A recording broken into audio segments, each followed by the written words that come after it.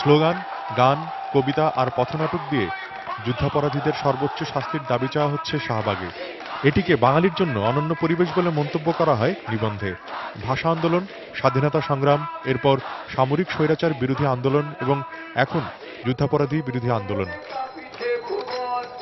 আন্দোলনকারীরা মনে করেন তারা প্রতিষ্ঠা করতে পারবেন মুক্তিযুদ্ধের চেতনা ও অসাম্প্রদায়িকতা।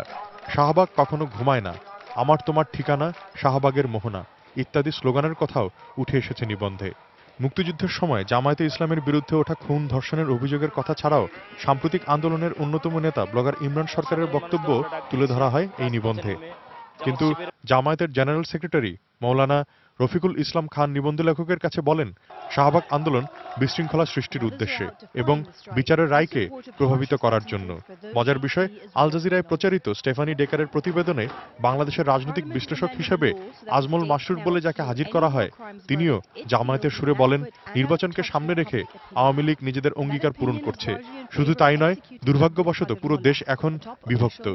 The current governing party wanted to make sure that they have some hanging done as part of their manifesto pledge, and that's what they're going to do as the election is just around the corner. People are polarized based on religion, on secularity, on every small detail that you can think of. Unfortunately, things are going to get worse.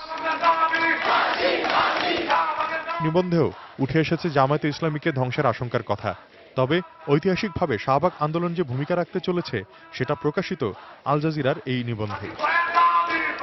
বিধান Ribeiro, desk report, ATN news.